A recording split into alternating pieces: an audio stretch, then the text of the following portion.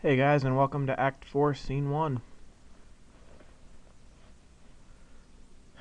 The sound of my alarm is an unwelcome intrusion on a sleep that's been a battle to obtain. I doubt I've been truly asleep for more than an hour or two. Too much on my mind. Did I make the right choice leaving the house yesterday? Did I manage to get Emmy to realize how unreasonable she's been? Am I ever going to manage to get her to stop being unreasonable? Emmy's mom gave me a new perspective the other day, but I'm still not sure what's the right perspective. She was hurt when I left yesterday, too. I know that part of my conversation is going to have to include an apology about that. Right thing to do or not, I hurt her. I hurry down the track, eager to talk to Emmy. I think I know what to say. Apologize for leaving first, and then go ahead from there. Unless, of course, Emmy doesn't show up, which, from the looks of things, seems like it's the case. It's been about 15 minutes since I got here, and there's no sign of her. She's never late, not unless she's sick, which is unlikely. She probably just doesn't want to see me right now. To take my mind off of what that implies, I begin to warm up my warm-up routine and take off around the track. It clears my mind wonderfully for the half hour I'm running. I don't think about anything but the run. However, once I've finished and Emmy still hasn't shown up, I get a little worried. With any luck, the nurse will know where she is, if nothing else. I can see what he thinks of what I should do next. So, last night didn't go too well, I take it. Huh? You already know? I have my ways, and it's not as if I'd missed the distinct absence of your running partner this morning, now would I? No, I suppose not. So what happened? Don't you already know? Maybe, but I could be bluffing. Perhaps I'd prefer to get your side of the story before I give any advice. Quickly fill the nurse in on the events of last night, and he takes it all in without exchanging expression once. Nothing about the whole event seems to surprise him, although he does seem surprised that when I say I didn't follow Emmy. Choose to talk to her mom instead, huh? Smart move, though I guess it didn't work out too well for you in the end. Oh, I'm not sure. Emmy seems apologetic when I left, or at least she seemed that way until she put up her defenses again. The nurse sighs and spreads his hand in a conciliatory gesture. Frankly, I'm surprised she let them down at all. Emmy had a lot of practice on that score. You probably won't get anything else out of her. I don't believe you. Is that so?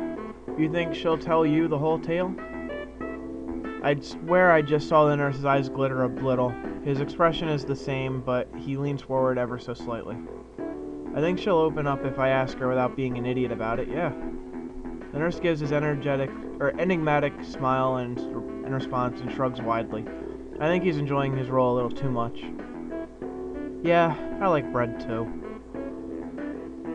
That's the real trick, isn't it? Are you sure you know the right way to approach the subject? I can guarantee that Emmy's going to try her hardest to pretend last night didn't happen. It will be painfully awkward for the both of you, but it'll also be a lot safer than trying to ask her the whole story again. It could go worse this time. Are you ready for something like that? Are you, maggot? It sounds like a challenge, like he doesn't believe for a minute that I'd be so bold. I actually feel a little insulted by his lack of confidence in me. Of course I'm ready for that, I love her. Oh God, no.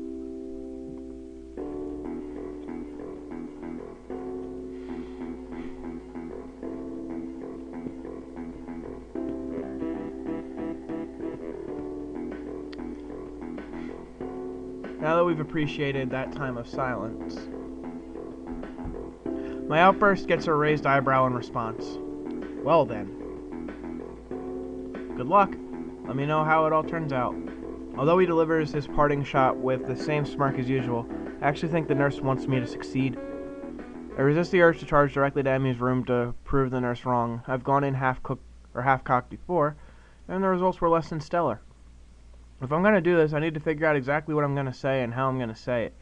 Something to think about in class. Besides class. Sure enough, by the time lunch rolls around, I think I have a good enough idea of what to say. I think I can do this. The bell rings and I grab my lunch and dash up the stairs, eager to be the first there. I'll need to ask Green to leave, and I'll need to... Hi, Sal. Sorry I wasn't able to run with you this morning. I overslept.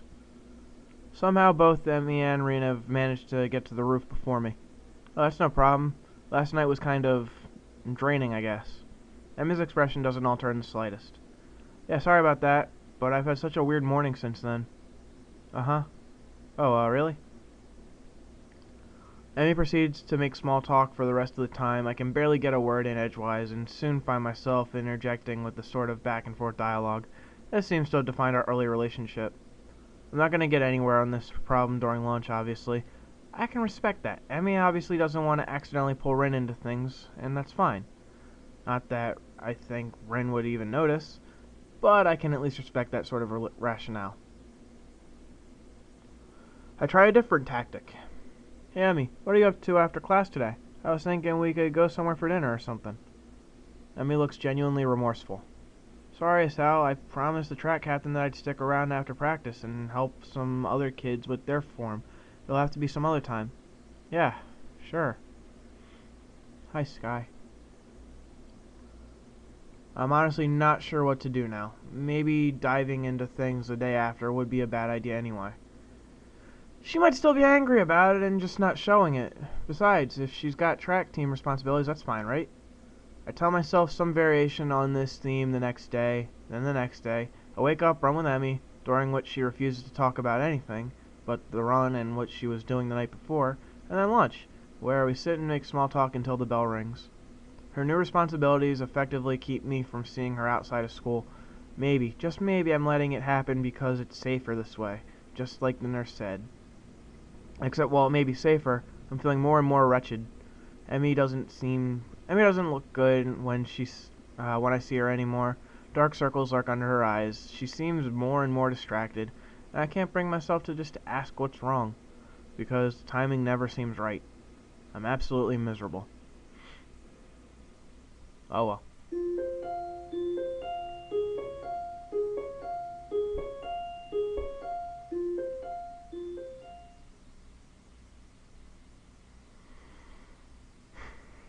Another lunch comes. I trudge up the stairs to the rooftop like a condemned man. Rin is up there, but Emmy is not. Immediately I worry that something's happened to her. Maybe lack of sleep finally made her collapse or something worse. She seemed pretty tired after our morning run. Maybe she fell asleep and didn't even make it to class. Hey Rin, where's Emmy? In response I get a rather penetrating look from Rin, and something approaching a frown appears on her face. Is that information really important? I think so. She's usually here with you, isn't she? I don't know. I have no way of being sure. I can confirm that she is, in fact, usually here with you when I come up. Well, she isn't now. Does that worry you? Kind of. Huh.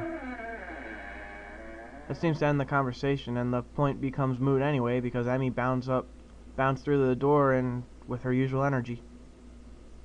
Yes, I was kind of worried about you, Emmy. I don't think he can decide, or maybe I just don't believe him. But I think I'm going somewhere less awkward now. Wow. Wow. I'm making this another part. Thanks for watching, guys. For once, the weird person did the nice thing.